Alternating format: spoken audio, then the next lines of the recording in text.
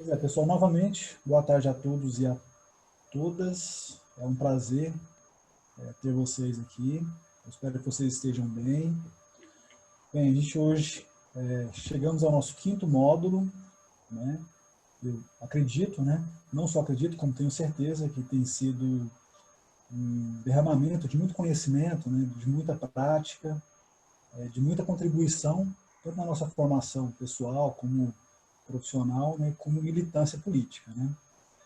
Hoje nós estaremos com o André Ferrari aqui, uma presença excelentíssima, né, muita coisa para contribuir. E antes de falar um pouco dele, de apresentá-lo, né, eu queria falar um pouquinho sobre a LSR, né, e dizer que, sobretudo, para vocês ficarem à vontade, tá, que ninguém aqui é melhor que ninguém, né, a gente vai estar aqui para trocar algumas informações, né, a sua contribuição é super bem-vinda, e eu gostaria que vocês ligassem a câmera para se sentir mais à vontade, para que a gente veja o rostinho lindo de vocês. E assim, a gente está entre pessoas aqui que procuram construir um mundo socialista, né? E o primeiro ponto, né, é o valor humano, né? Então, nesse sentido, a gente meio que está entre irmãos aqui, né? Então, vocês podem se expressar, pode problematizar, pode criticar, né? Então, o conhecimento ele é construído assim, né? Nessa forma de dialética, assim, né? Nas contradições, né? Enfim.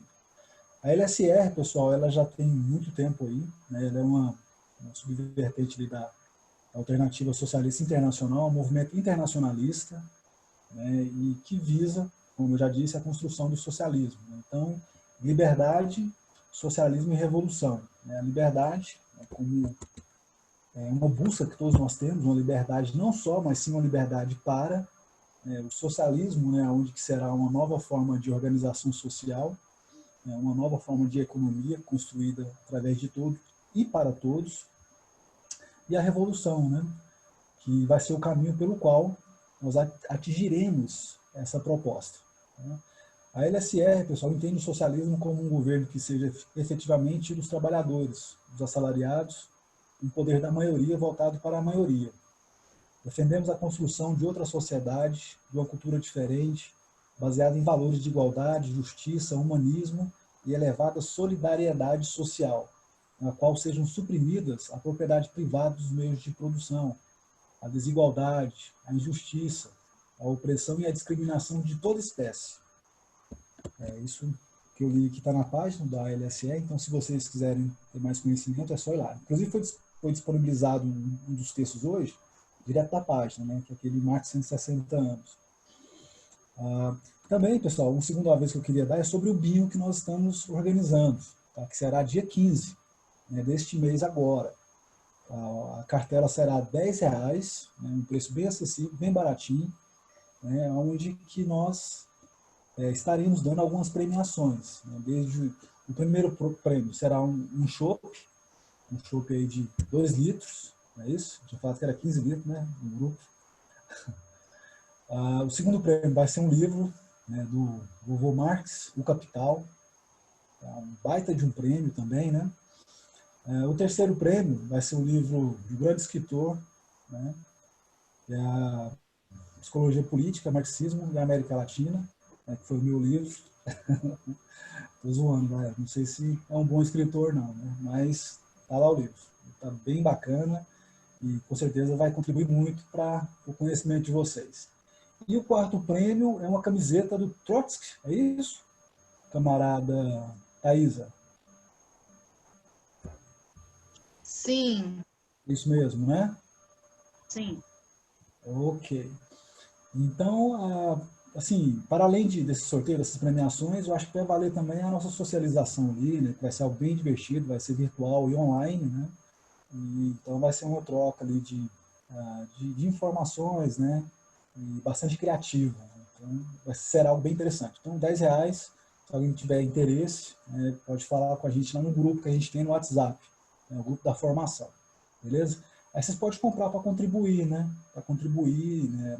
Talvez nem queira participar, né? Por que essa contribuição? Porque a gente pretende construir uma alternativa, que não seja dependente do grande capital. Então, assim, é um dinheiro que financia o aluguel da sede, é um dinheiro que financia uma proposta, né, de apresentação do que seja a LSR através de alguns candidatos políticos. Né? Então, assim, vai ser algo no sentido de ser usado para a causa socialista. Né?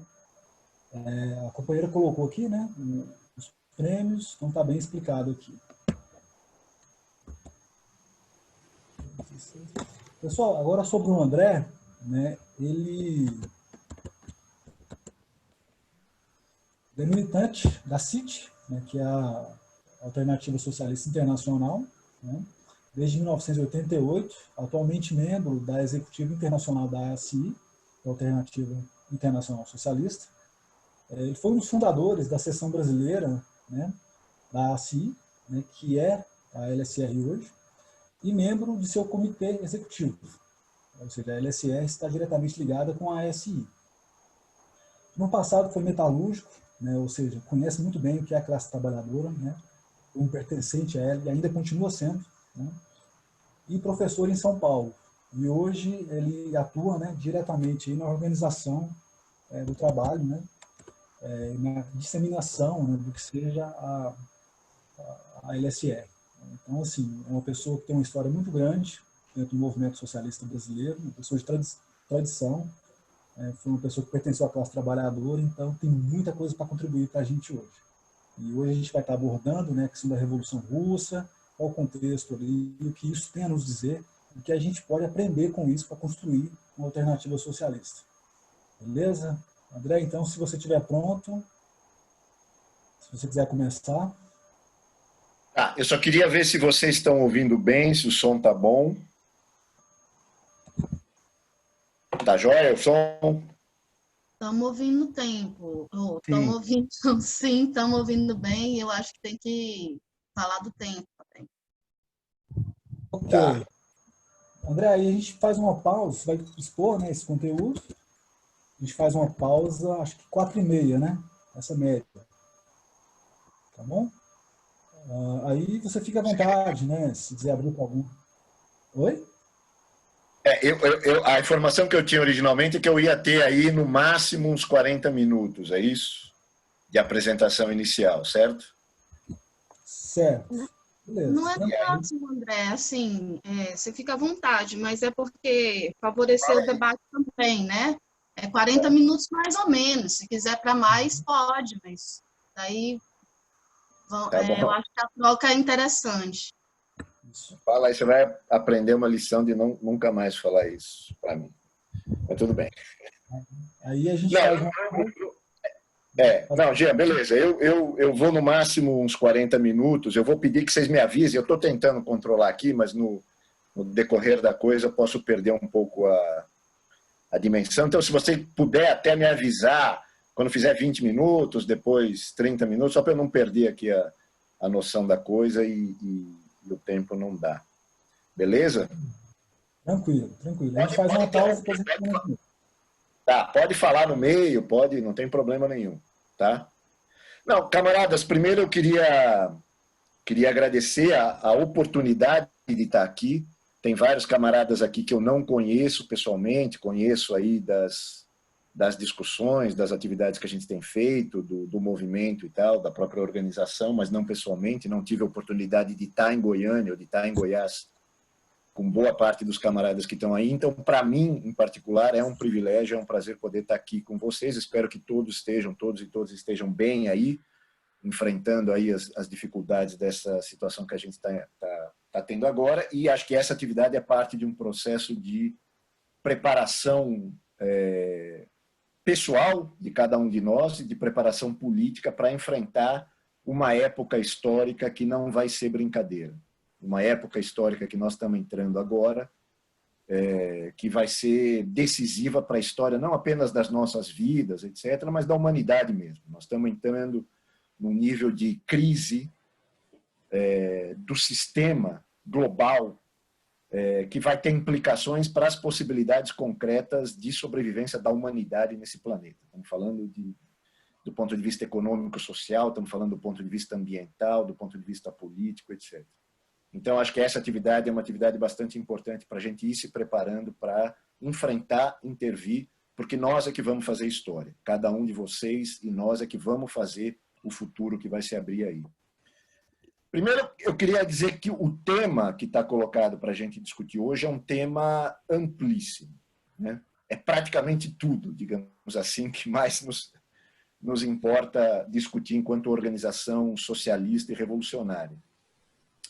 O tema está focado em dois aspectos, que são dois aspectos fundamentais. O problema da revolução e o problema da organização dos trabalhadores na história.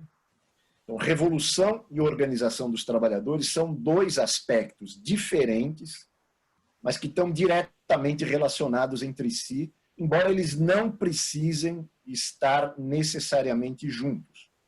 Porque nós podemos ter processos revolucionários sem uma organização suficiente e adequada da classe trabalhadora, e isso vai ter consequências em relação ao próprio processo revolucionário e o desfecho desse processo, como nós também podemos ter a organização dos trabalhadores sem a perspectiva revolucionária, sem a revolução, né? E isso também tem consequências, né?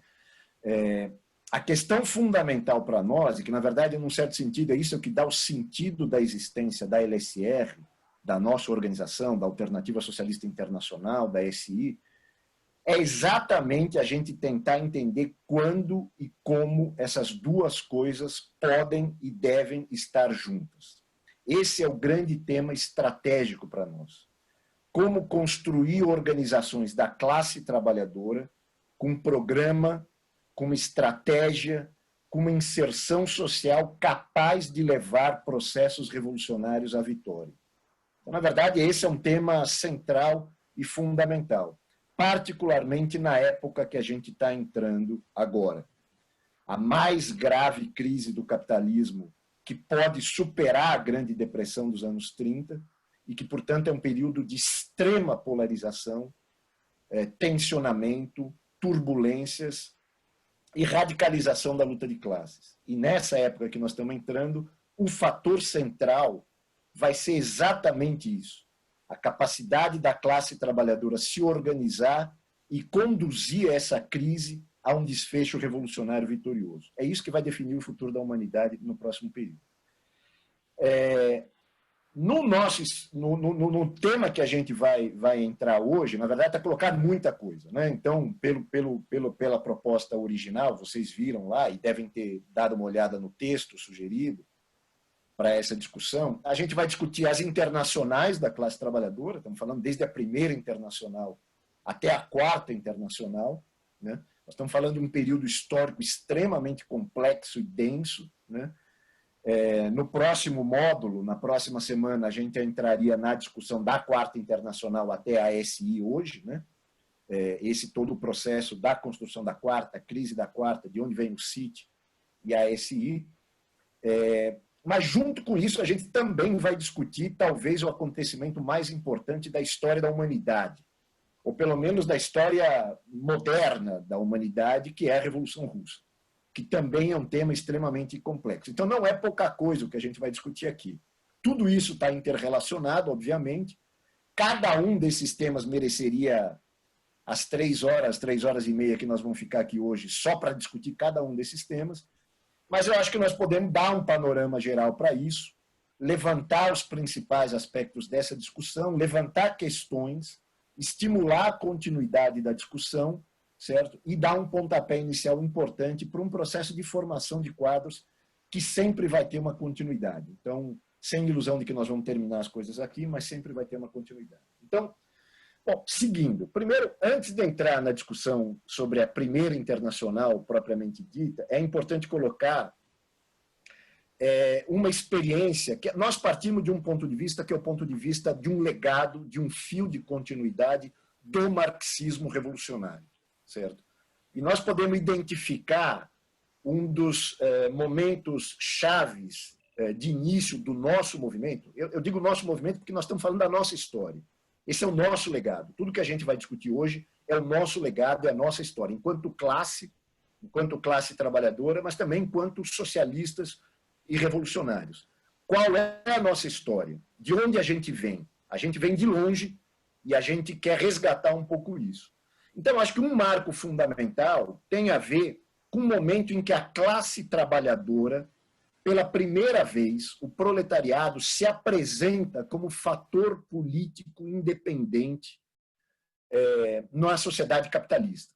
E isso vai se dar em meados do século XIX, né? Particularmente numa experiência histórica que é a da chamada Primavera dos Povos, das revoluções de 1848, que na França, por exemplo, derruba a monarquia, restabelece a república, mas a revolução não vai até o fim.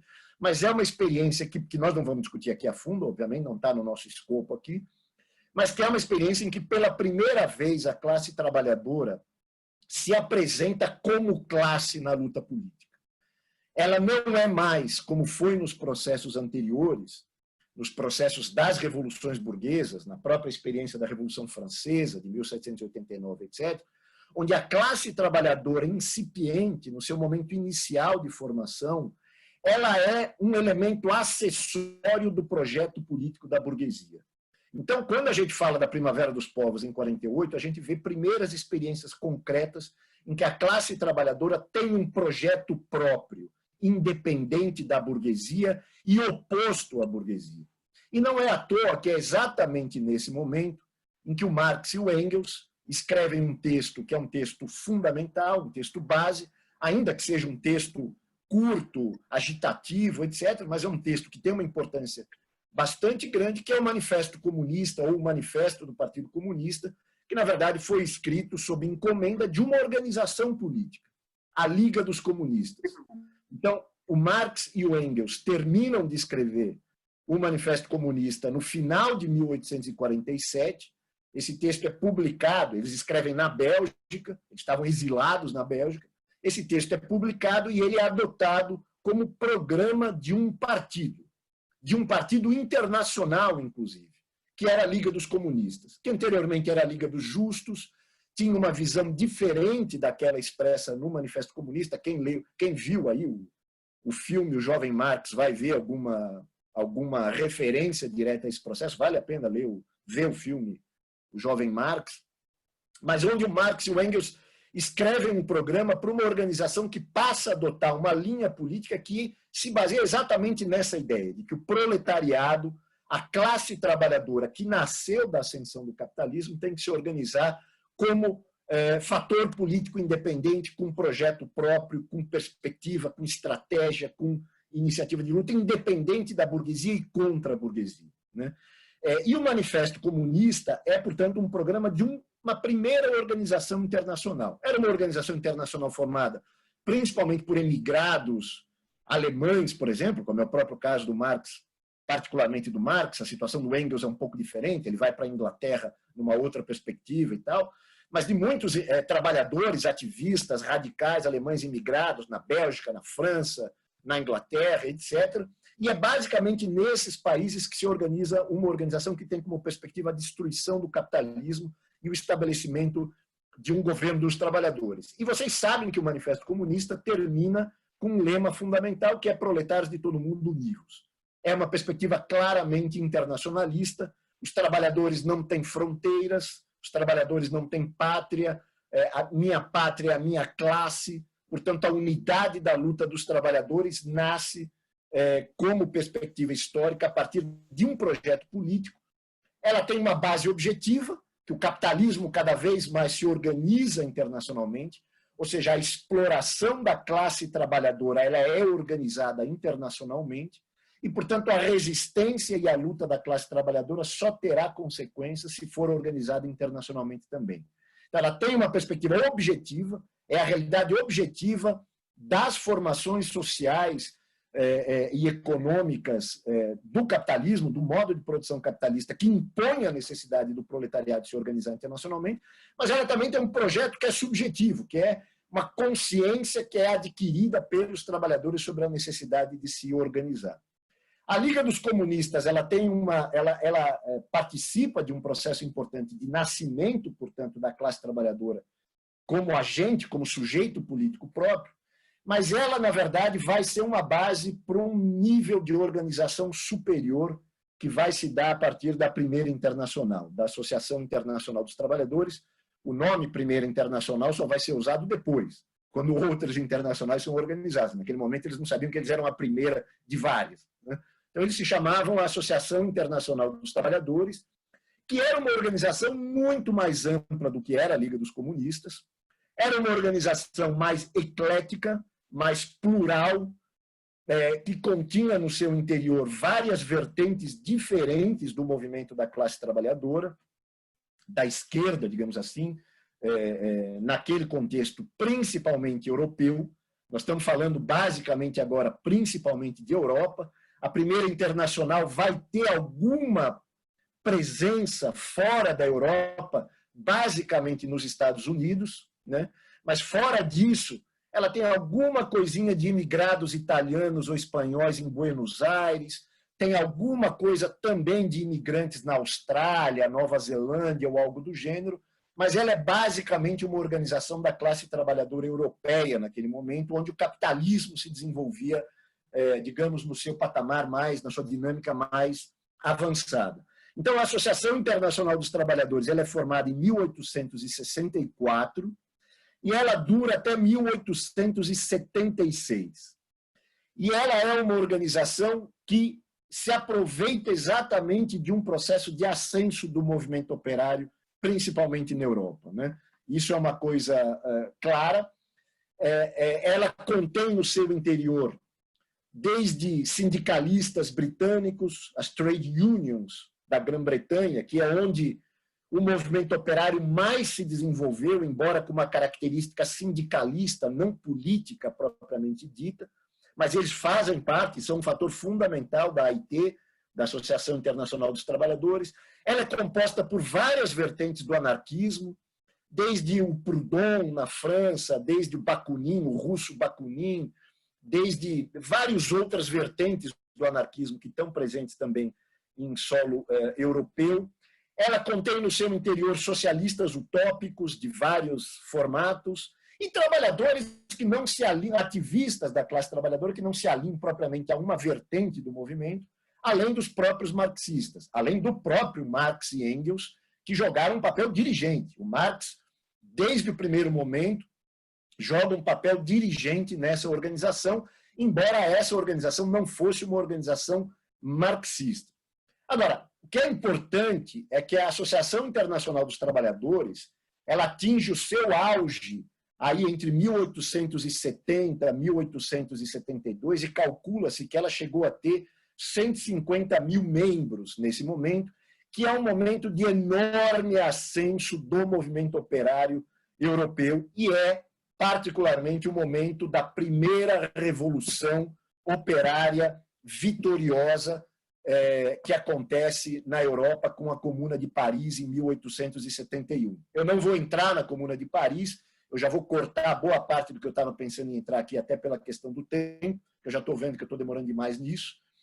Mas, de qualquer forma, a Comuna de Paris foi uma experiência de 72 dias, onde a classe trabalhadora tomou o poder em Paris, certo? E estabeleceu as bases de um Estado operário pela primeira vez.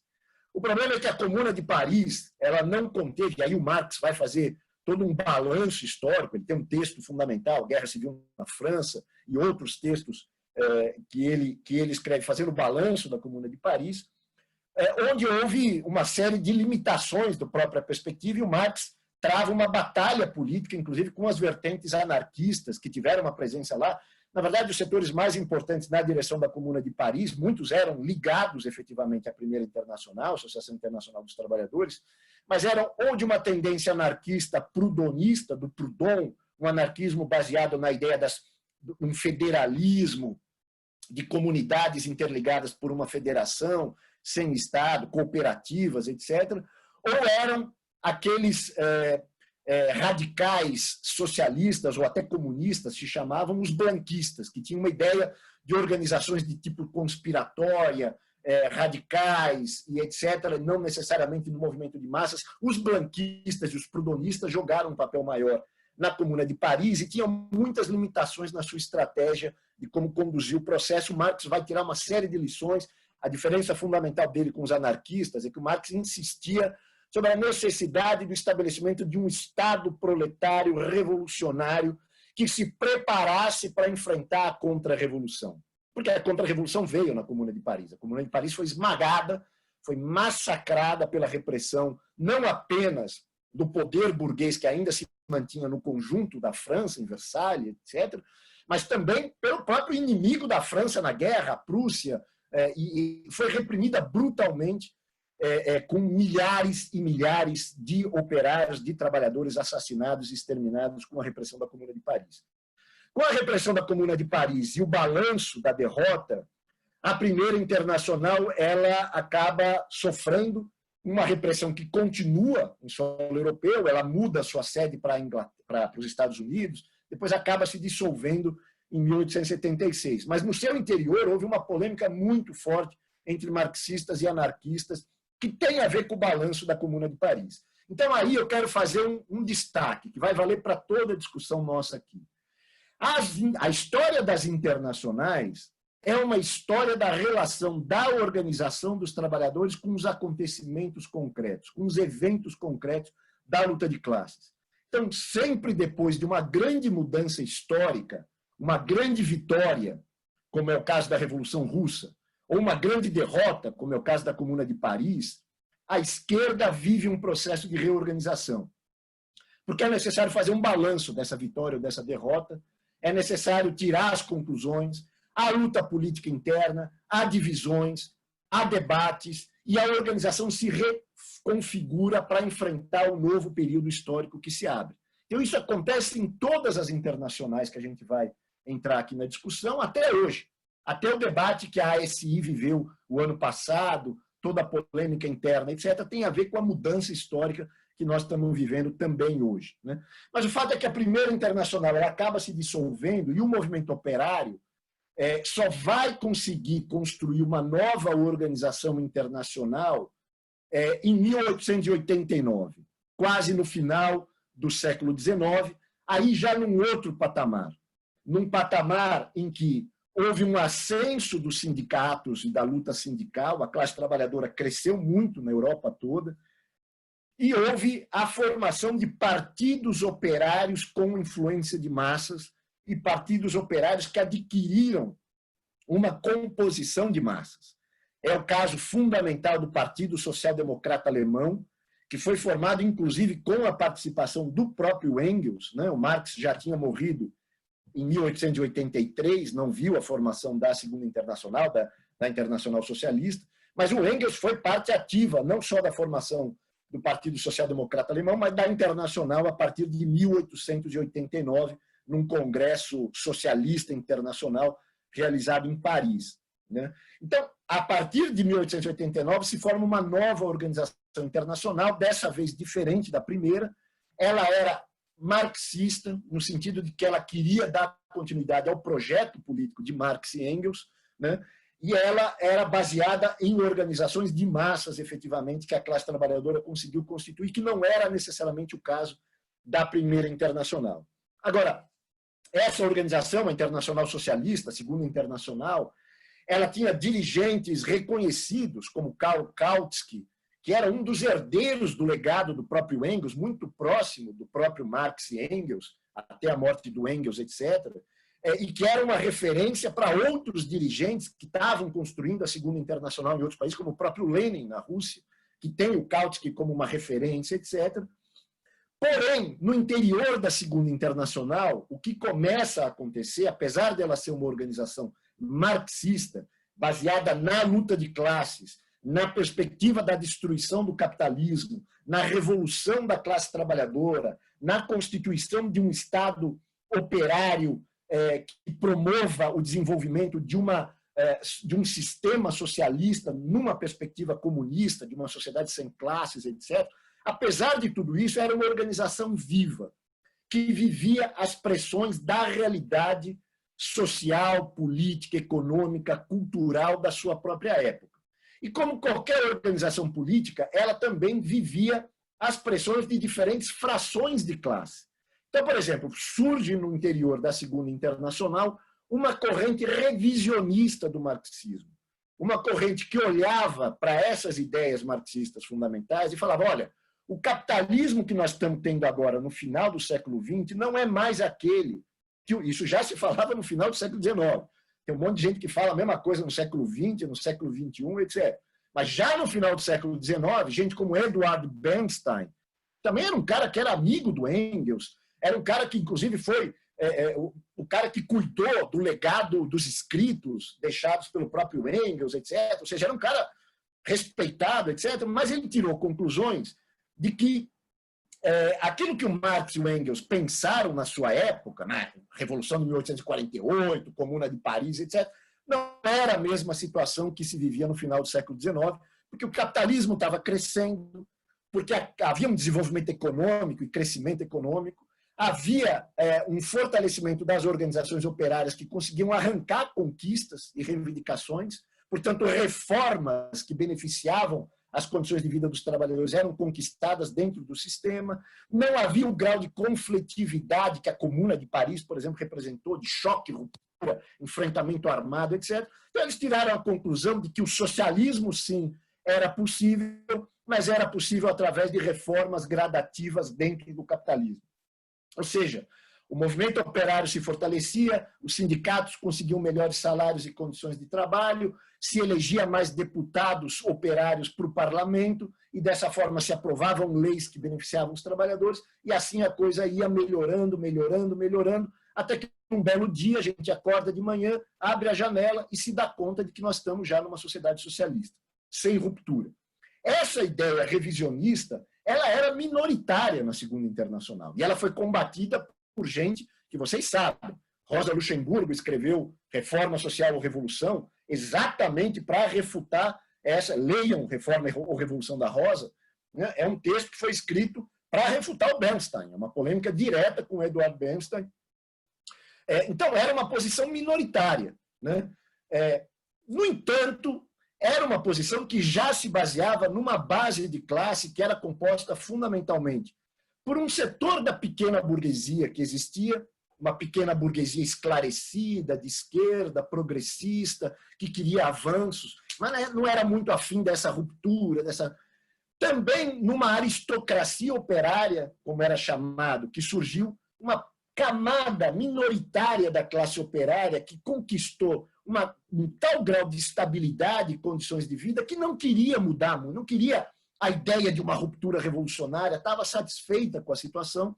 Então, essa pequena burguesia, essa aristocracia operária e a burocracia que se formou no interior das organizações de massa da classe trabalhadora, estou falando de uma camada de funcionários de sindicatos, uma camada de funcionários dos deputados e dos parlamentares, né, de funcionários do próprio partido, porque nós estamos falando de organizações com estrutura enorme, com dinheiro, com recursos, com jornais, com escolas, com universidades. Ou seja, o movimento operário conseguiu construir toda uma máquina própria que tinha uma burocracia própria. Então, esses setores, na verdade, é onde se baseavam essas posições revisionistas. Elas acabaram virando a posição majoritária na Segunda Internacional e o marco disso se dá na prática, não no debate teórico. O Kautsky criticava eles, mas quando chega o momento da guerra imperialista de 1914, ou seja, da Primeira Guerra Mundial, um conflito interimperialista entre potências capitalistas já estabelecidas, a Inglaterra, a França, e potências capitalistas que queriam o seu espaço, queriam as suas colônias, queriam o seu espaço no mercado mundial, como a Alemanha, por exemplo. Quando há um conflito entre esses dois imperialismos e eclode a Primeira Guerra Mundial, a Segunda Internacional desaba completamente. Porque a Segunda Internacional, em seus congressos, sempre disse: na iminência de uma guerra imperialista, a tarefa da nossa internacional é transformar a guerra imperialista numa guerra civil contra a burguesia em cada um dos nossos países. Essa era a política. Ela era aprovada com congresso atrás de congresso. Transformar a guerra imperialista em guerra civil contra a burguesia. Não colocar trabalhador contra trabalhador, mas colocar cada trabalhador em cada país contra a sua própria burguesia. Mas quando a guerra veio, a pressão foi avassaladora. O sentimento chauvinista, nacionalista e tudo isso afeta diretamente, particularmente essa camada que não queria entrar em conflito, porque ali estava colocada a questão da crise revolucionária, concretamente, o momento da guerra civil. E ali esses setores, a burocracia do aparato, a pequena burguesia, a aristocracia operária, recua.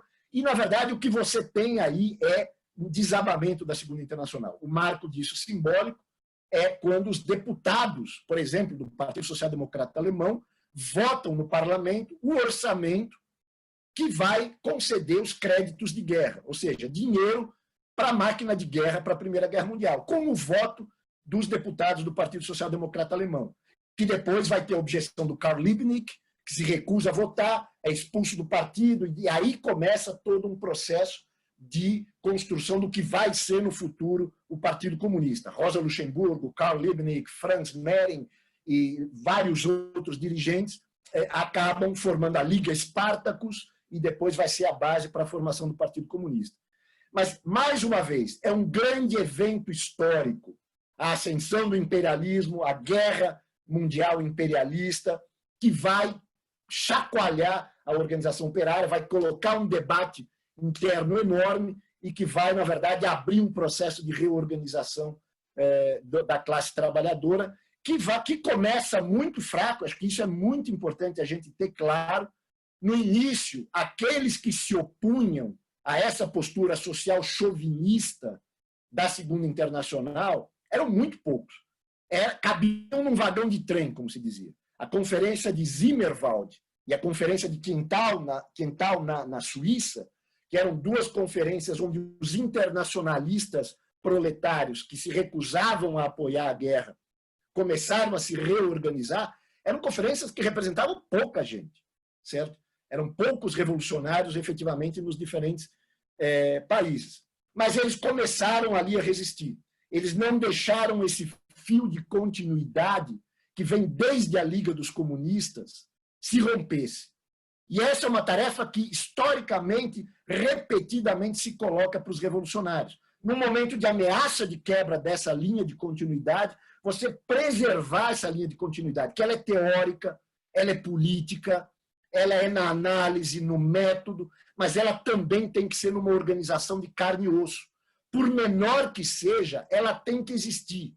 Tem que existir gente de carne e osso que faz o que nós estamos fazendo aqui, que se reúne, que debate, que forma novos quadros, que intervém na luta da classe trabalhadora, da juventude, das mulheres, dos negros e negras, etc. E aí começa, mais uma vez, reconstituir aquela base. Nunca começa do zero, porque nós temos um legado muito grande, mas quando os acontecimentos vêm, permitem que essa pequena organização adquira um peso de massas. E foi assim no processo de formação da Terceira Internacional. É evidente que no processo de formação da Terceira Internacional, o grande acontecimento histórico, que obviamente faz com que o pequeno grupo que cabia num vagão de trem em Zimmerwald se transforme numa organização de massas, foi a Revolução Russa de 1917, que talvez seja o evento mais importante da história da humanidade, no sentido de que aponta uma perspectiva de futuro e que teve um enorme impacto sobre a humanidade, não apenas no século XX, mas que continua presente até hoje. Essa é a nossa posição fundamental. A atualidade da Revolução Socialista se coloca com a vitória da Revolução Russa de 1917. Então, eu, antes de entrar na formação da Terceira Internacional, a ideia era que a gente entrasse um pouquinho mais sobre a questão do que é a Revolução Russa. Porque a Revolução Russa, ela, de alguma forma, também vai colocar o debate entre aqueles que vêm da tradição mais reformista da Segunda Internacional e aqueles que resgatam e desenvolvem o legado revolucionário que vai dar origem à Terceira Internacional e que é a herança que a gente resgata até hoje. Então, o que é a Revolução Russa?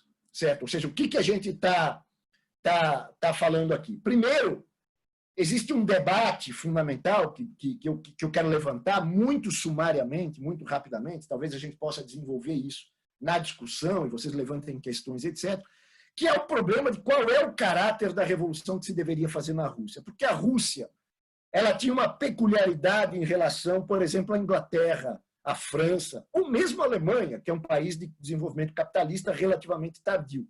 A Rússia era um país, por exemplo, que aboliu formalmente a servidão na segunda metade do século XIX, quase praticamente 100 anos depois da Revolução Francesa, por exemplo. Então, havia relação de servidão feudal na Rússia até a segunda metade do século XIX. Então, a discussão que se colocava na Rússia era qual é o caráter da revolução que a gente fazia, porque nem revolução burguesa a gente fez aqui. Ou seja, dá para dizer que a Rússia é um país capitalista e que, portanto, a gente pode lutar pelo socialismo? Esse era um tema que o próprio Marx chegou a discutir no final da vida dele.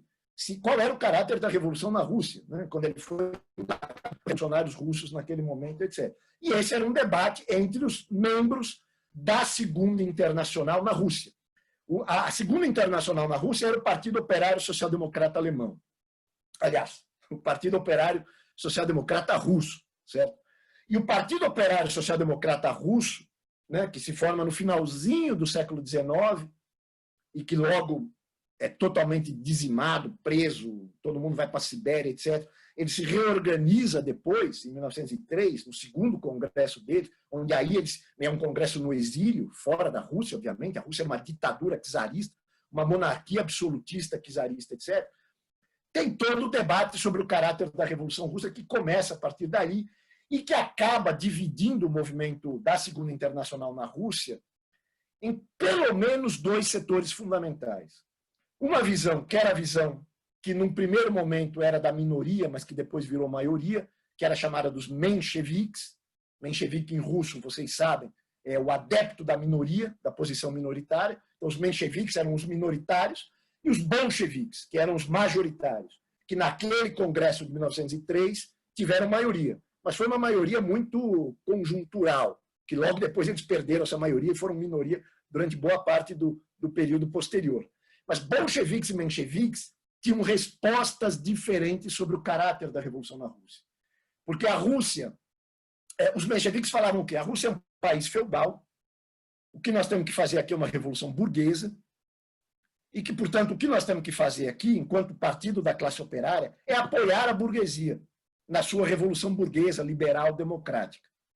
Havia uma burguesia liberal democrática, minimamente organizada, a nossa luta é para derrubar o czar, é para estabelecer um parlamento, ter eleições livres, ter partidos que disputem eleições, fazer reforma agrária, acabar com a relação de servidão que, apesar de formalmente abolida, ainda existe a concentração de terra, ou seja, tarefas da Revolução Burguesa. Uma vez feito isso, a burguesia vai governar, nós vamos ser uma oposição dentro do sistema e, aos poucos, com o capitalismo se desenvolvendo, a gente vai e faz a nossa revolução proletária no momento adequado. Então, era uma concepção etapista, fazer a Revolução Burguesa, depois a Revolução Socialista, num futuro histórico determinado, etc. Essa é uma visão importante, porque essa é uma visão que vai estar presente em toda a esquerda posterior a isso. O stalinismo, que é uma degeneração do bolchevismo, passa a adotar essa posição menchevique na maioria dos países. Inclusive, o Partido Comunista Brasileiro aqui passa a adotar essa posição durante todo o século XX. A revolução que ia ser feita no Brasil era uma revolução burguesa, não era uma revolução socialista. E o papel do Partido Comunista era ajudar a burguesia a fazer a revolução, né? Aí é toda uma discussão específica, mas, em geral, o stalinismo adota essa política. Qual era a política dos bolcheviques? Os bolcheviques achavam que a Rússia é um país que ainda precisa cumprir as tarefas da Revolução Burguesa. É verdade isso. Há relações pré-capitalistas muito presentes aqui. Só que tem um problema. A burguesia russa não vai fazer essa revolução mais. Eles não estão a fim de fazer isso mais. Eles têm medo da classe operária, eles preferem o czar, eles não vão fazer uma revolução como os jacobinos, o sans-culotte, etc., e os setores da burguesia fizeram na França em 1789. A burguesia não está a fim de fazer um nível de ruptura desse nível.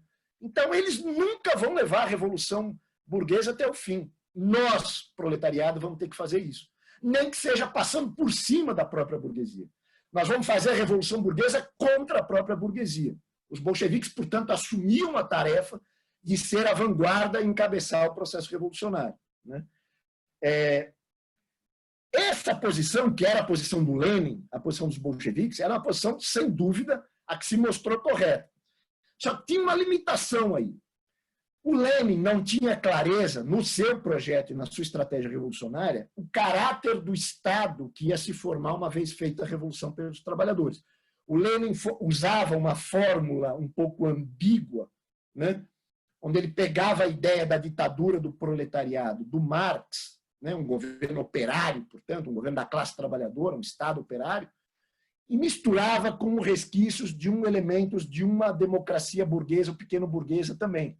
Ele usava uma fórmula de que o governo que se formaria era uma ditadura democrática do proletariado e do campesinato, que era uma fórmula ambígua, que dava lugar a todo tipo de interpretação, inclusive a interpretação de que seria um governo burguês ou pequeno burguês, com participação do proletariado, etc. E aí entra a posição do Trotsky, que é da teoria da revolução permanente, que é um tema do outro módulo, mas que cabe, é fundamental para a gente entender a Revolução Russa, porque o que o Trotsky falava é isso. É isso que os bolcheviques estão falando, só que tem um pequeno problema. Na verdade, o que acontece é que a Rússia não é um país feudal. A Rússia é um país que tem desenvolvimento desigual combinado. Aqui nós temos o máximo do atraso com o máximo do avanço do capitalismo.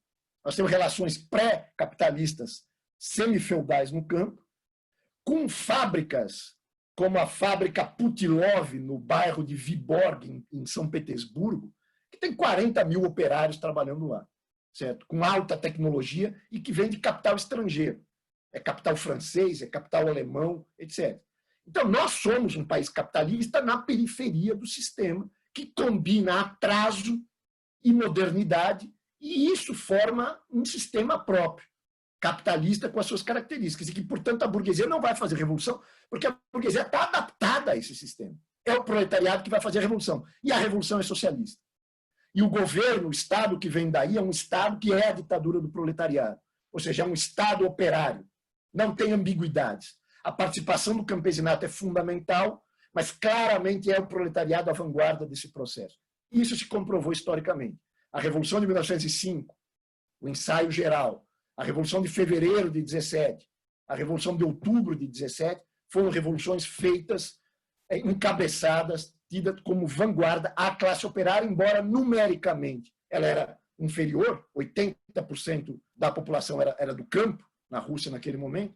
No entanto, era uma classe operária extremamente concentrada em grandes fábricas, com nível de consciência de classe avançado, que encabeçou todos esses processos revolucionários e foi vanguarda, e que, quando fez a Revolução de Outubro, estabeleceu o poder dos soviets, o poder dos conselhos operários como Estado operário, efetivamente. E, portanto, a ditadura do proletariado se constituiu, e o Lenin reconheceu isso. Em 1917, com as teses de Abril, né, quando Lenin volta do exílio para a Rússia, o Lenin claramente coloca que o que você tem ali é a necessidade de levantar a palavra de ordem de todo o poder aos soviets. E levantar a palavra de ordem de todo o poder aos soviets, porque o czar já tinha sido derrubado em fevereiro, estabeleceu-se um governo liberal burguês, certo? Esse governo liberal burguês não conseguia fazer reforma nenhuma, não conseguia tirar a Rússia da guerra, não conseguia fazer reforma agrária, não conseguia garantir as condições de vida e as reivindicações da classe operária nas cidades. Era um governo que ficava ali oscilando, não ia para lugar nenhum. Então, o Lenin colocou, olha, a tarefa nossa é todo o poder aos soviets. Foram criados conselhos operários, o poder tem que passar desse governo burguês, liberal, parlamentar de fachada, para um governo da classe trabalhadora efetivamente, que era a posição que o Trotsky sempre defendeu com a teoria da Revolução Permanente, desde 1905. O Trotsky defende essa posição, né? E isso é a política que os bolcheviques adotam e leva à Revolução de Outubro de 1917, que estabelece o poder dos soviets e começa a construção do socialismo efetivamente. Então, esse processo, na verdade, foi um processo que impacta o mundo inteiro. E, obviamente, aquele pequeno grupo de revolucionários de Zimmerwald, que queria construir uma nova internacional que não degenerasse no nacional chauvinismo da Segunda Internacional, eles adquirem um peso de massas. Então, a Terceira Internacional se forma em 1919, ela faz um congresso por ano, mesmo em condições terríveis, né? não tinha Zoom para fazer conferência internacional, não tinha avião para viajar. O John Reed, quem viu o filme Reds, vejam o filme Reds, demorava meses para sair dos Estados Unidos para viajar até a Rússia para participar de um congresso da Internacional Comunista e ficar lá algum tempo e depois tentar voltar, e muitas vezes não conseguir voltar, ele é preso na volta. Meses para conseguir realizar um congresso, etc. No entanto, eles realizam um congresso por ano. O primeiro congresso de fundação em 1919, um congresso em 1920, um congresso em 1921, um congresso em 1922, e esses 4 primeiros congressos da Internacional Comunista são, para nós, ouro. É um tesouro do marxismo revolucionário, é um legado que nós lemos, estudamos, aprendemos, tentamos entender o método, adaptar à realidade de hoje, porque eles são a base política da maior máquina revolucionária jamais criado pelo proletariado em toda a sua história. E, portanto, porque é isso que foi a Internacional Comunista. Um partido mundial da Revolução Socialista que aterrorizou a burguesia no mundo inteiro, né? E que depois degenerou. Mas antes de entrar na questão da degeneração, eu já vi que deu aqui 40 minutos, pelo que eu estou vendo aqui, eu vou pedir mais alguns minutos só para entrar nessa questão da degeneração e numa conclusãozinha, para a gente poder abrir para discussão, porque eu acho que a coisa fica mais rica mesmo quando vocês trouxerem as questões mesmo, qualquer tipo de questão que quiserem levantar. Mas a degeneração da Internacional Comunista, porque a Internacional Comunista ela foi fundada em 19, mas ela dura até 43. Em 43 ela é dissolvida pelo Stalin. Não tem nem congresso para dissolver. O Stalin vai lá e fala, dissolve aquela porcaria lá, e vai lá e dissolve, porque aquilo deixou de ter qualquer relação democrática interna, estrutura democrática interna. Mas os 4 primeiros congressos acontecem ainda quando Lenin está vivo, por exemplo. Depois disso, o Trotsky se coloca como uma oposição, uma fração interna de oposição à maioria stalinista. Mas de onde vem o stalinismo? O stalinismo é resultado da degeneração do Estado operário na União Soviética. Então, o que acontece na União Soviética? A Rússia não era o país capitalista mais avançado da Europa, a gente já discutiu isso. Ela era o elo mais frágil da cadeia capitalista internacional. Isso significa o quê? Era mais fácil, digamos assim, derrubar a burguesia do poder na Rússia, ou seja, fazer revolução, mas era muito mais difícil construir o socialismo na Rússia. A burguesia russa era mais débil do que a burguesia inglesa, por exemplo, mas a base econômica e social e cultural, inclusive, para a construção do socialismo na Rússia também era mais débil. Então, era mais fácil fazer a revolução, mas era mais difícil construir o socialismo. E, portanto, a perspectiva dos bolcheviques, de Lenin e Trotsky, sempre foi a perspectiva da Revolução Internacional. A Revolução na Rússia era um elo de um processo, uma cadeia revolucionária internacional, da Revolução na Alemanha, da Revolução na Inglaterra, da Revolução na França, da Revolução nos Estados Unidos, etc. E uma vez essa Revolução Internacional não se concretizando, o que aconteceu foi o isolamento do Estado operário na Rússia. O isolamento do Estado operário na Rússia inviabilizou a construção do socialismo. Vamos lembrar que uma vez que os bolcheviques tomam o poder, eles apostam na Revolução Internacional. Não é à toa que no meio de uma guerra civil, que vai durar até 1921, alguns dizem até 1922, uma guerra civil que vocês não fazem ideia do que a gente está falando. A gente está falando de dezenas de exércitos imperialistas que antes estavam lutando entre si na Primeira Guerra Mundial, se juntam para enviar tropas para a Rússia para derrubar o Estado Operário Russo. Invadem a Rússia para derrubar a Revolução Socialista lá. Nós estamos falando de uma guerra civil cruenta, que tem episódios dramáticos. Nós estamos falando de dezenas ou centenas de milhares de pessoas mortas durante essa guerra civil para tentar derrubar o Estado Operário na Rússia.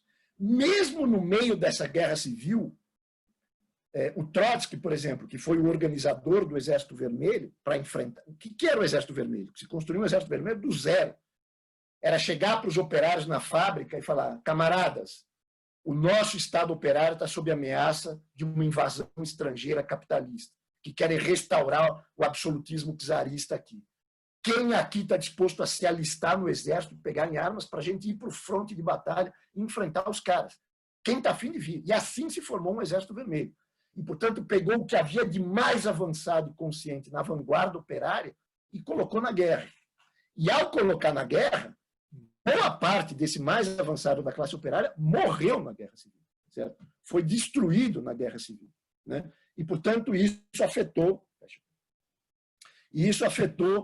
diretamente a construção do socialismo, etc. E a Rússia foi dizimada, ou seja, as condições econômicas e sociais em 1921, por exemplo, eram piores do que eram em 1913, e antes da Primeira Guerra Mundial. A Rússia estava devastada. E o socialismo não se constrói em cima da destruição em massa. O socialismo se constrói em cima da socialização da abundância, e não da socialização da miséria e da destruição. Então, a Rússia precisava dos países capitalistas mais avançados naquele momento, da Alemanha, etc. E, de fato, acontece uma revolução na Alemanha, que nós não vamos ter tempo de entrar a fundo, mas que vale a pena entrar. A revolução acontece na Hungria, a revolução acontece na Itália, no biênio Rosso, a revolução acontece na Alemanha, a revolução se espalha por toda a Europa e para fora da Europa. Em 1926, 27, você tem um processo revolucionário na China, você tem as lutas anticoloniais começando a acontecer com peso na Índia, em vários países, na África, etc. E, portanto, a revolução, inspirada pela Revolução Russa, a revolução se expande, mas ela é derrotada. E ela é derrotada pela ausência de um fator fundamental, que é o fator subjetivo, que se resume em muitos desses países numa crise de direção. O partido revolucionário da classe trabalhadora não existia nesses contextos. No caso da Alemanha, o partido majoritário durante a Revolução de 1918, 19, 20, 21, 22, 23, depois no final dos anos 20, começo dos anos 30, a Alemanha vive revolução atrás de revolução. Quem dirige esses processos revolucionários ou é o Partido Social Democrata Alemão, que trai, mas que trai vergonhosamente a revolução. O Partido Social Democrata Alemão, no governo, tem as mãos sujas do sangue de Karl Liebknecht e de Rosa Luxemburgo, que foram assassinados pelas Freikorps, por tropas paramilitares do governo que tinha os social-democratas lá, e, portanto, eles são corresponsáveis pelo assassinato de Karl Liebknecht e Rosa Luxemburgo e de muitos outros, né? E, portanto, traem o processo revolucionário. E depois o Partido Comunista Alemão, que comete erros ultraesquerdistas num primeiro momento e que, posteriormente, degenera junto com o stalinismo e que, portanto, também não é capaz de levar a revolução à vitória. Então, a Revolução Alemã é derrotada. A Revolução na Hungria se toma o poder. Na Hungria se toma o poder, certo? Por algum tempo. E depois se perde esse poder, uma restauração burguesa protofascista, uma espécie de antecipação do fascismo, a gente começa a ver na Hungria naquele momento. Na Itália também, o Partido Socialista, cuja maioria depois vira Partido Comunista e adere à Terceira Internacional, não consegue efetivamente levar o biênio Rosso a uma revolução vitoriosa, e aí vai. Então, a derrota da Revolução Internacional deixou a Rússia isolada, e o isolamento da Rússia aprofunda uma degeneração. A burocracia estatal se transforma na casta dominante, na camada social dominante. Eu não vou ter tempo de entrar nisso, mas o que é o stalinismo? O stalinismo é a expressão política, não é a figura do Stalin, não é o que Jones Manuel e esses neo-stalinistas deturpam para falar que o que os trotskistas não gostam é da figura pessoal do Stalin. Estou um pouco me importando pela figura pessoal do Stalin, o que menos interessa, embora tem muita coisa que se possa discutir sobre a figura pessoal do Stalin. Tem livros interessantes sobre isso e tal. Mas a coisa é que o stalinismo é um fenômeno político, é um sistema político que é resultado da degeneração, do isolamento e da degeneração do Estado operário na União Soviética. O que era o poder dos soviets, dos conselhos operários, nesse grau de isolamento, atraso, miséria, destruição, acaba virando o poder da burocracia. A burocracia do Estado operário se descola da classe, não é mais controlada pela classe através dos soviets, não tem mais soviets. O operário está lutando pela sobrevivência individual. Ele está tentando encontrar madeira na rua ou no campo para queimar, para não morrer de frio em casa. É isso que o operário está fazendo. Ele não tem como ir na reunião do Soviet. Essa é a realidade da Rússia naquele momento. E a burocracia estatal fica solta e se transforma numa casta burocrática que fala de socialismo, de revolução do diabo a quatro, porque ela não tem força para virar a burguesia, para restaurar o capitalismo, ela não tem força política para isso, tamanho peso da Revolução de Outubro, mas ela exerce o poder em nome da classe operária, mas, na verdade, para se beneficiar, para garantir os seus privilégios. Isso é o stalinismo. O stalinismo é a degeneração do Estado operário em formas burocráticas. O stalinismo é a expressão política da burocracia contra-revolucionária, que sempre tentou restaurar o capitalismo, nunca conseguiu durante um bom tempo, até que conseguiu. A realidade da Rússia de hoje é a vitória da burocracia stalinista que conseguiu restaurar o capitalismo. Quem restaurou o capitalismo na Rússia foi a burocracia stalinista. Não foi uma invasão dos Estados Unidos ou de qualquer coisa do gênero durante a Guerra Fria. Quem é Putin? Quem é Putin? É um ex-burocrata da polícia secreta stalinista do regime soviético. E toda a oligarquia que exerce o poder burguês hoje na Rússia, na verdade, são ex-burocratas que vêm do Estado degenerado. Então, isso é o stalinismo. Então, esse stalinismo afeta diretamente a Terceira Internacional. A Terceira Internacional deixa de ser uma organização revolucionária e passa a ser uma organização que defende, no estrangeiro, os interesses da burocracia stalinista na Rússia. E para a burocracia stalinista da Rússia não interessa a vitória da revolução em qualquer outro país do mundo. A burocracia stalinista russa levou à derrota da Revolução Chinesa em 1927, ao defender a teoria menchevique de que a revolução na China era uma revolução burguesa, então tinha que apoiar o Partido Burguês Nacionalista, o Kuomintang, do Chiang Kai-shek, e ao fazer isso, o Chiang Kai-shek chega no poder e destrói completamente a classe operária comunista, o Partido Comunista, mata milhares de militantes do Partido Comunista e leva, portanto, à derrota, a direção stalinista leva à derrota da Revolução Chinesa de 1927. A mesma coisa acontece na Alemanha, com a teoria ultra-esquerdista que o stalinismo adotou, de que o maior inimigo na Alemanha era a social-democracia e não o fascismo, e não o nazismo. E passa a ter uma política de aliança com o nazifascismo na Alemanha contra a social-democracia, contra a política do Trotsky, por exemplo, na Alemanha, que era a política da Frente Única Operária. O Trotsky falava, o nazifascismo é um inimigo especial, nós temos que adotar, assim como a Terceira Internacional no seu terceiro e quarto congressos apontaram, a política da Frente Única Operária, unificar os partidos operários reformistas e comunistas numa frente que derrote o nazifascismo e, nesse processo, o Partido Comunista passa a ser majoritário e consegue fazer a Revolução Socialista. Então, essa é a política da Frente Única que o Trotsky defendia para a Alemanha, enquanto o stalinismo, nessa fase ultra-esquerdista, chamado terceiro período da Internacional Comunista, eles passam a defender uma posição de que o nazismo não é um inimigo. O inimigo é a social-democracia. O nazismo é algo efêmero, que vai sumir a qualquer momento, etc. E leva à derrota da Revolução Alemã, mais uma vez, no caso específico da Alemanha. E a gente podia dar exemplo atrás de exemplo. A Revolução Espanhola, a Guerra Civil Espanhola.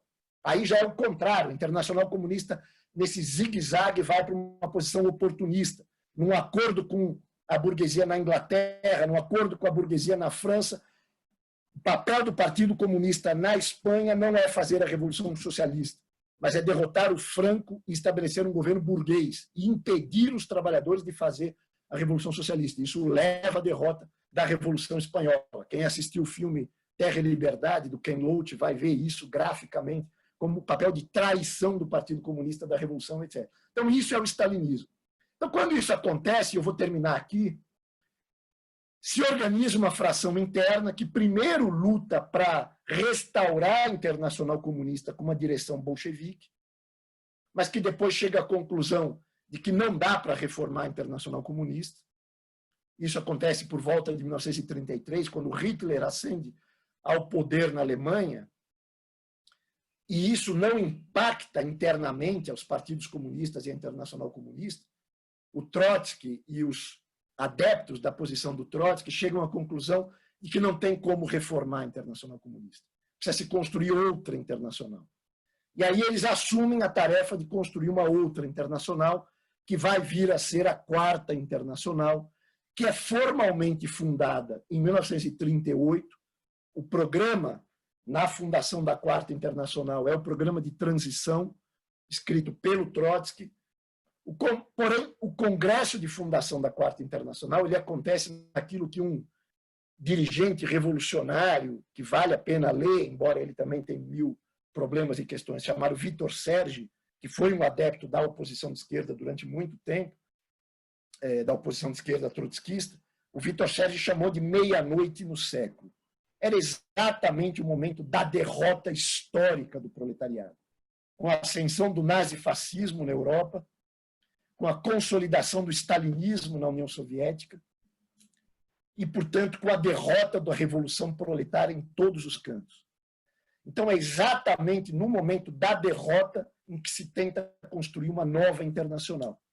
E que, portanto, ninguém tinha a ilusão de que essa internacional ia ser de massas naquele momento.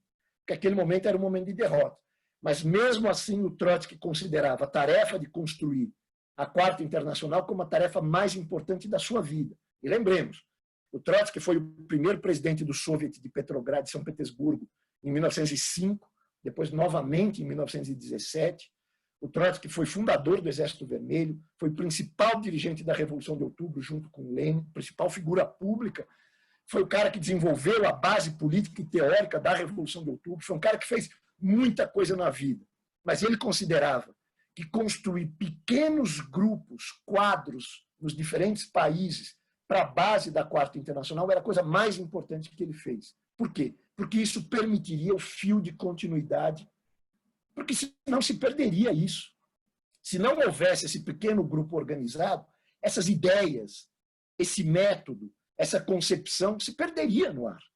E não haveria mais, aí a gente teria que realmente recomeçar do zero, etc. Então, manter esse fio de continuidade era resgatar as ideias, resgatar a análise, o método, o programa, a política do marxismo revolucionário desde a Liga dos Comunistas, mas fazer isso materializado em gente de carne e osso, trabalhadores, militantes, jovens, mulheres, que se organizavam em torno dessas ideias. Eram poucos, não dirigiam o movimento, mas mantinham vivo, se organizavam, se reuniam, aperfeiçoavam essa política, debatiam, se organizavam, tinham uma estrutura própria, uma identidade própria, para quando a situação histórica mudasse. Era isso que o Trotsky apontava.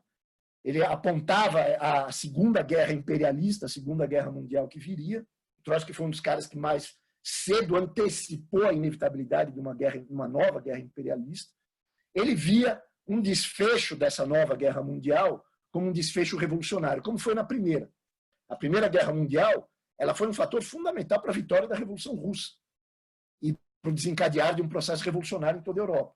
Só que dessa vez ele via um novo processo revolucionário, que de fato teve no final da Segunda Guerra Mundial, mas não exatamente como Trotsky esperava. Mas ele queria manter esse núcleo organizado de revolucionários para quando a situação mudasse, esse núcleo de revolucionários pudesse ter uma influência maior, um peso maior de massas, etc. Essa era a aposta. E essa era a perspectiva da Quarta Internacional, que nós não vamos entrar aqui na discussão. Essa é a discussão do próximo módulo, que é a ideia de por que a Quarta Internacional entrou em crise também, o que aconteceu com ela e como é que nós nascemos na Quarta Internacional, de onde a gente vem, com que ideias, com que posições, etc. Esse é assunto do próximo módulo.